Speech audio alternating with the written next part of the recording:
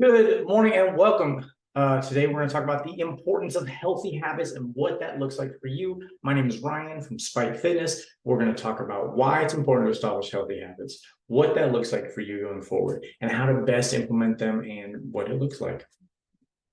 So establishing healthy habits is crucial for a happy, fulfilling life. It can improve physical health, mental well-being, and overall quality of life. These are things we all generally know. So what if I told you there was a pill you could take that would extend your life by 15 to 20 years, that would let you do the things you love, that would reduce your risk of death by over 50% in all overall cause mortality, so stroke, heart attack, lung disease, other chronic diseases, right? What if I told you there was a pill you could take? Now, what if I told you that was exercising for 30 minutes a day? Would you do it? Most people in theory say yes, but in application don't say yes. So how do we build the habits to get to the point where we want to do these things and we want to think about our future selves? And that's the way I always try to reframe it. It's like, would future self appreciate this action now? And it makes it much easier to do, right? Because I know I care about my future self. So hopefully you care about your future self, and let's talk about that. So what are the benefits of healthy habits? So number one is you're going to have improved physical health and fitness. And what does that mean in like real world application? Like I like to say we exercise to do the things we love. So if you love to kayak, if you love to dance, if you love to go out with friends and play flag football, if you love those sort of things, for me, I like going to the park and playing with my kid and running with him. And he told me the other day, I told him he's getting a little too big for me to start picking up. And he said, no, no, no, daddy, you're going to go to the gym and get bigger muscles and you can keep picking me up. So now I'm committed to picking him up and taking him on runs and doing those things. So that's why we're going to improve our physical health. We exercise to do the things we love. And then everyday life feels better, right? Like we're less likely to have a sore back. We're less likely to feel stiff and achy if we move and do stuff. We're also going to live longer, right? Like statistically, it's proven people that get up and down and move around live longer, right? Two, increased mental clarity and focus. For me, if I don't work out in the morning, I'm not as focused at work. I'm not as productive overall. Before I used to work out, before I had established healthy habits, I was fatigued all the time. I relied on caffeine and energy drinks. And that's not to say I don't drink coffee still, but before it was like 2 or 3 energy drinks a day to get through the day. And I was tired and I wasn't great at finishing tasks or things like responding to emails. And now that I have like a nice healthy habit, right? I feel better, I think better, I have better thought processes. I'm able to think farther out in the future. So those are things we can all look forward to. There's tons of studies we can reference about like the increased dopamine, the serotonin response, and what we can do to build that. You're going to have a decreased risk of chronic diseases. So most chronic diseases we're talking about like diabetes and like I said, low back pain or risk of stroke or risk of heart attack, right? There's a lot of chronic diseases we can avoid just by having healthy habits of exercise and eating right. It doesn't need to be like go to the gym for 6 hours a day. Like I don't do that, right? I go for 60 to 90 minutes every other day, right? Or 5 days a week.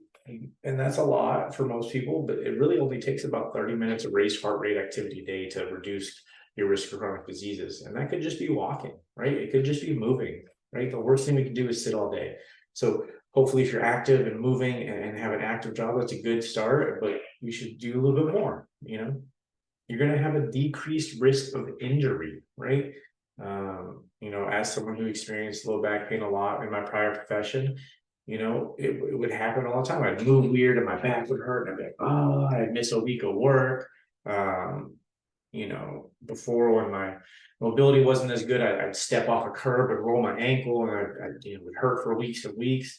And then on a more bigger scale, like as we age, lifting weights is proven to increase bone density and reduce our risk of things like breaking a hip or falling or breaking a shoulder when we fall, right? And like that's the real issue when we age.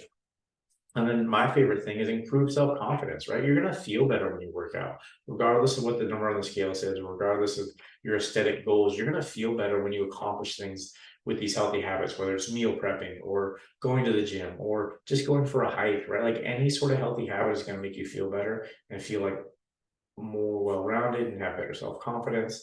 And for me, it's really just completing tasks like, okay, first I go to the gym, then I do whatever my morning routine is, then I go to work, right? I've already accomplished a lot before I even get to work. So of course I feel like any work goals are going to be easy to crush. So improved self-confidence is great. These are a lot of benefits. And I know these are all kind of broad general terms. And if you want to ever ask me any questions about anything more specific, feel free to reach out to me. So how do we establish these healthy habits? So this is what I get asked about most is people know they want the healthy habits. They know the benefits about it. They know that they should, or maybe even their doctor said that they need to start working out, right? So how do we establish those healthy habits? So the number one thing I can talk about with you is to find out your why. Why do you want to establish healthy habits? Why do you want to live a longer, healthier life? Why? I mean, for me, it's at this point, why wouldn't you? But the real whys for me, so when I started my fitness journey, I was about 260 pounds. I was overweight. I'm only 5'9", so it's about 100 pounds heavier than I am right now. And my wife was pregnant at the time. And my friend posted a picture online of me and I saw what it looked like. And I was like, oh no. And so my why to start going to the gym was I wanted to be that active dad. I wanted to be fit and keep up with my son and do the things that he's going to wanted to do. And even though he wasn't born yet, I knew that I had to change. Right. And so that was my first why. And now he's 6 and we play all the time. We go to the park and it's great. And I can keep up with him, which is great because he's really fast. And it's great. And like, so those days I don't feel like going to the gym, I just think about that and I go, right? Like the why is more important than how I feel most days,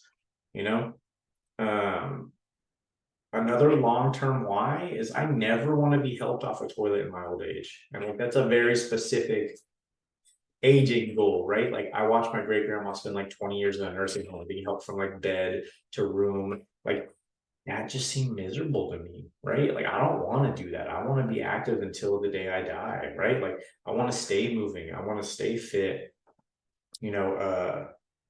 This is an extreme example, but Sylvester Stallone posted a video sometime last year. He was like 74 doing pull-ups with 90 pounds attached to him still in his 70s. Like those are goals, right? Like I want to keep staying active for the rest of my life. So those are my whys. And I think about those because motivation is fleeting. Like it's great to be motivated and it's great to get started in the gym. But what we need to build is the why we want to do these things. So that way when the motivation is fleeting or we may not feel like it, we think about our why and we go and we do whatever we need to do. The second most important thing we talk about to establish healthy habits is schedule time for your health. I put it in my schedule. My workouts are in my schedule. My meal prepping time is in my schedule, right? Like I treat it like any other important business meeting. I wouldn't miss those, right? You wouldn't miss a doctor's appointment. You wouldn't miss any other appointment, right? I schedule time for my health, right? If you don't make time for your body will make time for you. And what I mean by that is like you'll get injured, you'll be sick, your body will keep the score, right? You can't work 100 hours a week and not expect it for the body to catch up. I know I used to do it as a chef. I used to work 100 hours a week and eventually it would, I lost weeks at a time due to back injury and ribs popping out and, poor health, right? So schedule time for your health, just like anything else, right? And also schedule time for anything else important in your life. I had scheduled time for my wife and kids, right? We have date night every Friday. Every Saturday afternoon, I take my kid out somewhere new or somewhere that he likes, right? Like I schedule time for the important things in my life. And those are healthy habits too, right? Like taking care of what's important to you. I had a mindset coach asked me what's important in my life earlier this year. And I told him, oh, of course, my wife and kids are the most important to me. And he said, pull out your schedule. Where are they? I was like, oh no. So just like I schedule my workouts, I schedule time for my family and I prioritize the things that matter to me. And those are healthy habits, right? Number 3, start small and be consistent, right? We build self-confidence and self-esteem by doing esteemable acts. The best way to do that is to start with a small to-do list, right? If going to the gym is a struggle for you, you can't expect your next goal to be like work out 10 times a week or whatever crazy fad thing you hear online, or change your entire diet overnight, right? Like start small, like walk 2 times this week. Think about going to the gym. Maybe your goal this week is to sign up for a gym, right? And then maybe next week you add walking to that. And then maybe the week after that, you think about meal prepping, right? And maybe the week after that, you actually meal prep, right? And then the week after that, you add an extra day of going to the gym. Maybe you go twice a week now. And then you do that every week, right? So when I first started this fitness journey, it was very small. It was get to the gym. That was the hardest part, right? That was on my to-do list. It felt good crossing it off when I did it. Sometimes I didn't even do that much. Sometimes I just went for 20 minutes and just got there. But I got started small. I was consistent. And I built on these successful, happy goals over time. It was 1 step, 2 step, 3 step, 4 step. It wasn't 1 step, step 6, right? Like I didn't jump steps. Now I have a ton of healthy habits that, old me would have balked at, if you'd asked me 7 years ago if I'd get up before sunrise to go to the gym, I thought you were crazy. But now it's what I do because it's just part of my routine. Number 4 is really great for me, and it works for a lot of people, but also works well for me. So set specific and achievable goals. You may have heard the term SMART goals: specific, measurable, achievable, realistic, and on a timeline. And I like to look by that. So let's set specific goals. So maybe it's go to the gym 3 times a week over the next 4 months, right? Like set specific and achievable goals. Or maybe it's build the habit of going to the gym 3 times a week within the next 2 months, right? Like as long as it has a goal, right? Some people like, losing weight on a scale, which isn't what I recommend. I more recommend about focusing on the habits, less about the numbers on the scale. But if that motivates you, that's great. I also like, to do competitions. So before it was powerlifting, now it's bodybuilding. My friend asked me what's next. I said, I don't know, probably marathons, even though I don't like to run. But for me, it's like having a date in the calendar I like to work towards, right? And then I know that, I'm going to diet for 6 months. I'm going to take a break for the holidays, and then we're going to start the next year. And that's kind of how I have a specific and measurable goal. So maybe it's go to the fitness class 3 times a week. Maybe it's kayak 3 times a week. Maybe it's check out the rock climbing gym, as long as it's specific, as long as it's achievable, and as long as it's realistic, we can build on that success. And then you can set bigger goals, and then you can set bigger goals. Like again, before it was just getting to the gym. Now for me, it's like competing on a pro circuit in bodybuilding, right? Like it's building on that, right? Number 5, and this one's really great: find an accountability partner or a support system, right? The number 1 tool in the gym is a gym partner. So what I did when I started my fitness journey is I just looked at my friend group, looked at who was active in the gym, and said, hey, can I go with you? I guarantee you your friend that goes to the gym would be like, yeah, sure, meet me at this time. And then you go, right? Or a support system. Join a fitness class, join an online group, join something, ask your friends, tell your family to support you. When you commit to something and you tell people that you're going to do it now, you're much more likely to finish the process, right? So find an accountability partner, find a support system, ask your friend, hey, let's go to the gym together, right? Like most people want to start a habit. A lot of people are intimidated by the gym. So maybe just find someone to go with, right? So that's how we establish these healthy habits. So what do barriers to exercise look like? And here's a few common reasons of why people may not necessarily want to exercise as often they'd like to. So number 1 I hear all the time is lack of time. And so I like this picture. That was my before picture, and that's what got me started in the gym, right? You can see that things have changed. So what are common barriers? Lack of time. So my answer to that is it really doesn't take that much time. Like, do you have 20 minutes a day in your day that you could work out? That's plenty, right? Especially when you're starting, right? Maybe you really don't have 20 minutes every day. Maybe it's 30 minutes every other day. That's great too, right? Like it doesn't need to be crazy and over the top. My guess is you probably spend more time scrolling on social media, right? Like I know I do sometimes. And then maybe it's time to pick and choose what's the more important habit. Is it more important to catch up on that show on Netflix, or is it more important to take care of your health, right? For me, it's take care of my health. So if it's a lack of time, do 5 minutes, do 10 minutes, right? Like it really doesn't need to be more than that if you just actually do it. And I guarantee you, once you start, you'll want to keep doing a few more. One of the easiest tricks is maybe walk on your lunch break, maybe walk on your 10-minute break, maybe just, walk after dinner, like start small, make it manageable. But I can almost guarantee you have some time in the day or some time in your week. Maybe it's just 2 hours a week, right? Like it doesn't need to be over the top. So if you think it's a lack of time, maybe you should sit down and write down what you actually do throughout your day and decide what's more important, your health or some of these other things that we do.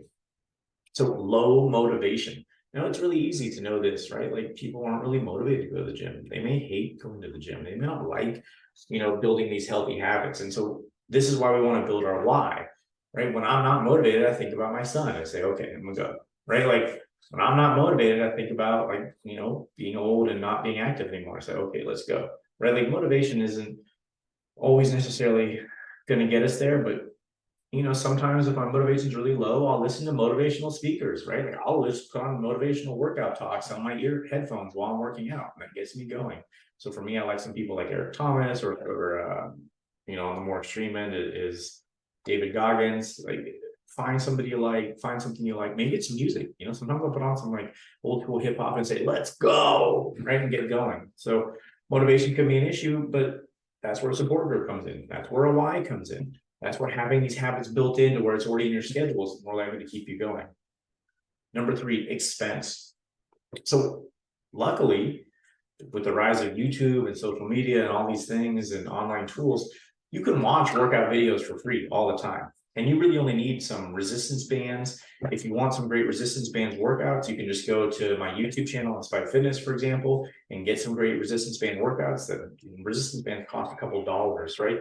Find a rock outside, do some squats, some presses with a rock or a log. I've definitely done it. Find a bench to do step-ups on. Expense really isn't the issue if you really want it, right? There's plenty of bodyweight workouts you can do. And a lot of gyms nowadays, like Anytime and Crunch, they have like $10 or $12 memberships, albeit they get a little packed. But if expense is an issue, reach out to a friend, ask them for some help, right? Join an online class that's free. There's a lot of things out there that you can probably get to. So while it is an issue, right? Maybe hiring a personal trainer or something on that higher level isn't in your budget, but start small, right? I remember I used to do this like $5 Zumba class with my wife when she was pregnant, when we first started. And it was like $5 drop in, and it was reasonable, right? We went a couple times a week. It was great. Number 4, intimidation from gym settings. So some gyms can be intimidating, especially some of the bigger gyms that are really packed during certain hours. So that's where it might be fun to find like a home gym that you can kind of go to with a friend, or maybe that's why you bring a friend, is to get over that intimidation. Or again, maybe you just do it from home with some online classes. It depends about what it is. And I guarantee you, those gyms that seem intimidating, if you just go and ask a couple of those big guys for help, or girls that look really ripped for help, they're going to be super nice and super knowledgeable and ready to help you. And it's okay to feel intimidated. I used to feel like I didn't know what I was doing. And I know I'd look at the machine and go, what is that? Like, I don't know. And eventually I just asked people, hey, am I doing this right? Hey, can you spot me? Hey, and sometimes I still get intimidated by some people lifting pretty heavy weights, but I find that mostly pretty nice, and it's less intimidating than you think once you get started. And then it brings us to number 5, limited knowledge about exercise techniques. You may feel like you don't know what you're doing in the gym. So luckily, again, because of social media, you can watch a ton of videos on how to help. And that's a great way to start. And you may be afraid of like possibly injuring yourself, right? Because you don't know what you're doing. So this is where I would hire somebody. I know I have a coach. I know hiring a coach was beneficial in me getting better at what I did, and it really helped. And even if you don't have to hire them for long term, maybe hire a personal trainer for like 2 or 3 sessions, ask them about some specific exercises, get a routine built up, and then go from there. And if not, watch a bunch of YouTube videos. I know I've got a ton of knowledge about exercise just by watching YouTube videos and going from there. So these are common barriers. Hopefully that answered some questions about how to get over them and what to do going forward. So now I want to talk about healthy nutrition tips, right? So a big part of, healthy habits is eating healthy. And it's great if we just go to the gym. It's great if we just walk. It's great if we just eat right. It's even better if we do all of those things. So here's some easy to follow tips at home. And these are things that work well with my clients. So the number one thing you can do especially if you're trying to lose weight or just eat a more well-rounded food, is to cook your meals at home. And the best way I find to motivate people is this fact. The average takeout meal for an American right now is $28 per meal per person from a restaurant and $14 for fast food. The average meal prepped meal is sitting around $4.30. So if you just want to save money, learn how to cook at home. If you don't know how to cook, you can sign up for my mailing list and get a free recipe book with some outlines and guides, and go to my YouTube channels on cooking tips, right? You can watch other cooking videos. I mean, there's a million videos with like Gordon Ramsay teaching people how to cook and how to start simple. There's delivery meal prep things, like my wife does Blue Apron, and they send recipes every week, and then she kind of picks and chooses which ones she likes and goes from there, right? Like, start cooking at home, male, female, whoever you are. It's more important to learn how to cook. I spent 14 years as a chef, so I'm a little more into cooking at home, right? But it doesn't need to be super hard or super complicated. There's plenty of ways to learn how to cook. You can go to my website, and I have a 5-ingredient cookbook that every recipe has 5 ingredients. So it's super simple, super easy to start. Just go to spyfitness.com. So cook your meals at home, number 1 tip. Number 2, prepare your meals in advance to avoid last-minute unhealthy choices. So say you get slammed at work and you have to work an extra 4 hours, and you're doing a 12-hour shift, and you didn't plan for an extra meal. So like, of course you're going to order takeout. And then at this point you're stressed out. So you're probably going to crave like salty and fatty foods, right? And so you're going to make poor decisions around your health habits. And now every once in a while, that's fine, right? Like, I always prescribe to the 80-20 rule. 80% of the time, eat healthy or on track. And then 20% of the time, live your life, right? But if it becomes a habit of like, oh no, I'm overstressed and overworked and I don't know what I'm going to eat, so I'm just going to eat whatever's in my face, and then you're going to overeat a lot of times because you skipped a couple of meals because you were stressed out, and now you're overeating. So if you prepare your meals in advance, you're going to avoid all that ahead of time. Generally when I'm getting ready for competitions or like dieting, every single meal for the day is already prepped and planned out, including my snacks. So that way it's not even a thought process to me. And it saves me a bunch of mental effort, because I don't even have to think about it. I'm like, nope, that's the next meal. It's already in the fridge. And I'm less likely to, spend extra money, because if it's already at home and cooked, I'll be like, I'll just go home and eat what's already made, right? So that's a great way to do it. Plan ahead. Number 3, increase your vegetable intake. This doesn't matter if you're trying to gain weight, trying to lose weight, trying to do anything. Increase your vegetable intake. Half of every meal should be mostly vegetables, right? So if you're looking at it from a weight loss point of view, vegetables are generally much lower in calories, and they're full of fiber usually. And fiber is known to reduce cancer risks, increase our satiation, which means we feel fuller longer, and increase our rate of mineral absorption, because it slows down the food going through our tract. And so we want to eat lots of vegetables. And 12 ounces of zucchini is like 50 calories, right? Like, it's almost a pound of food for like 50 calories, right? Maybe zucchini is not your favorite vegetable, but there's plenty of vegetables out there. And I guarantee you vegetables taste great. And this is coming from someone who, growing up, thought green beans came in a can and hated vegetables, because I wasn't taught cooking skills, and we grew up in poverty. So I never really saw fresh vegetables, right? And so now I'm here to tell you that I love vegetables, and they're amazing. And there's plenty of ways to cook them. And I'm here to help. Reach out to me if you have any questions about it, but increase your vegetable intake. Start thinking about meals from the point of view of like, I have this vegetable, what should I cook? Instead of what most of us do is, I have this meat, what should I cook, right? And vegetables are more of an afterthought, right? It should be the main thing on the plate. I like to tell people that I'm like 80% vegan plus meat. That's like basically how I eat, because I'm supposed to eat vegetables, right? Incorporate fruits into your diet. So same concept, right? Fruits are super sweet. Once you reduce your intake of like refined sugar, I love fruits, especially seasonal ones, especially berries when they're in season. Berries are super low in calorie and feel good. Also help you recover from the gym. Apples are amazing. They have great fiber. Oranges are really great for like reducing, your risk of getting colds and flus, right? Because of vitamin C in them.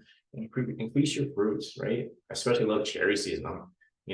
I'm always bummed out when cherry season ends and I can't find cherries in the store anymore, because I eat them by the pound every week, right? So vegetables, fruit,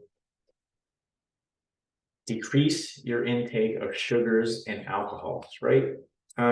So we all know that refined sugar is not great for us. We all know that excess alcohol is not great for us, right? Now, I'm never going to tell anybody what to do with their diet and what to do, but I am going to tell them the facts. So if we're attempting to lose weight, alcohol slows our metabolism down for about 4 hours because the liver does two main things. It breaks down fats or it cleans our blood. It's not great at doing both at the same time. So generally it prioritizes cleaning our blood. And it's the habits around alcohol that generally lead to weight gain, right? It's not necessarily the calories that you drink, which are a factor, but it's the greasy food late at night. It's the greasy breakfast the next morning because you feel hungover. It's the disrupted sleep cycle because if you drink within 4 hours of going to sleep, it's going to disrupt your sleep cycle. And the number one key for weight loss is sleeping, actually. So, and then refined sugars generally just lead to higher cravings. Like the more refined sugars you eat, the more you want to eat them. Are they the worst thing in the world for you? No.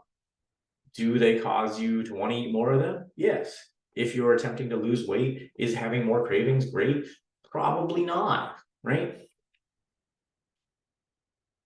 Number 6, consume healthy fats. So fats are important. Fats regulate our hormones like testosterone, estrogen, melatonin, which help us sleep.